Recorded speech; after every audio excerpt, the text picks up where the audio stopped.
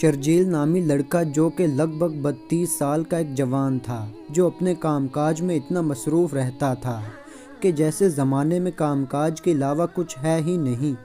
پھر اچانک یہ ہوا کہ روزمرہ کی زندگی کی طرح وہ آج صبح بھی کام کے لیے اپنے والدین کا پیار اور دعائیں لے کر نکلا۔ یہ اس کی زندگی کا ایک بہترین لمحہ تھا کہ اس روز اسی گاڑی پر بیٹھنے لگا تو اس کی نظر اچانک کھڑکی پر بیٹھی لڑکی پر پڑی۔ اسے دیکھتے ہی شرجیل کی دھڑکنیں تیز ہو گئیں۔ وہ انتہائی شریف اور سلجھی ہوئی لڑکی تھی اور کسی سوچ میں گم ایک معصوم بچے کی طرح چپ تھی۔ شرجیل اسے روز دیکھتا اور دل ہی دل میں اس کے لیے کئی خواب سجائے ہوئے تھے۔ معمول کی طرح اس روز بھی شرجیل بس سٹاپ پر بس کا انتظار کر رہا تھا۔ وہ بہت خوش تھا۔ بس قریب آئی تو بس کی طرف لپکا اور اس نے کھڑکی پر بیٹھی لڑکی کو دیکھا، لیکن وہ آج حیران تھا کیونکہ اس لڑکی کو کھڑکی پر نہ پایا۔ وہ گھبرایا اور ٹینشن میں پڑ گیا، مانا کہ جیسے دل کی دھڑکن رک گئی ہو۔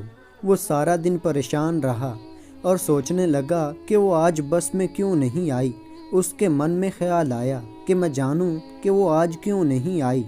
وہ سارا دن پریشان رہا اور گھر آیا تو والدین نے پوچھا کہ بیٹا کیا حال ہیں، تو اس نے بات نہ کی اور سیدھا اپنے کمرے میں جا کر لیٹ گیا اور یہ سوچنے لگا کہ وہ کیوں نہیں آئی۔ یوں رات گزری اور اگلے دن پھر معمول کی طرح وہ بس کا انتظار کر رہا تھا، لیکن اس کے چہرے پر نا امیدی کے نشان واضح ہو رہے تھے۔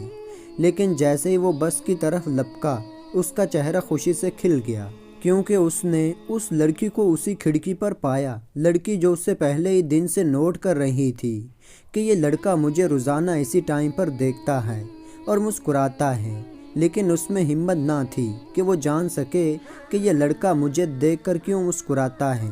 شرجیل بڑی ہمت سے لڑکی سے مخاطب ہوا، کہا کہ آپ مجھے بہت پسند ہو۔ لڑکی گھبرا سی گئی تھی، اس نے منہ پھیر لیا تھا۔ شرجیل بہت پریشان اور خود کو شرمندہ محسوس کرتا ہوا بس سے نیچے اتر گیا۔ اگلے روز اسی ٹائم جب لڑکی نے شرجیل کو نہ دیکھا تو تھوڑی سی پریشان اور گھبرا گئی تھی۔ یوں ہی دن گزرتے گئے۔ شرجیل ذہنی طور پر متاثر ہو گیا تھا۔ اچانک سفر کرتے وقت لڑکی کی نظر شرجیل پر پڑی۔ وہ مسکرا اٹھی۔ اسے اس کے ماں باپ کے ساتھ دیکھ کر وہ خوف زدہ حیران تھی کہ نہ جانے اس جوان کو کیا ہو گیا ہے۔ شرجیل اس فکر میں مبتلا تھے کہ وہ لڑکی اس کے بارے میں کیا سوچتی ہوگی۔ اسے پتہ ہی نہیں تھا کہ وہ لڑکی بھی اسے دل ہی دل میں چاہتی تھی۔ شرجیل اپنے والدین کے ساتھ اسی شہر کے ایک نجی اسپتال میں گیا۔ یہاں وہ لڑکی کام کیا کرتی۔ آخر کار ان میں دوستی ہو گئی۔ شرجیل اب آگے سے بہتر ہو رہا تھا۔ ان دونوں کے درمیان دوستی ہو گئی۔ ان کی دوستی آہستہ آہستہ محبت میں بدل گئی۔ نمرا 3 بھائیوں کی اکلوتی بہن تھی اور اس کے نام کروڑوں کی جائیداد تھی۔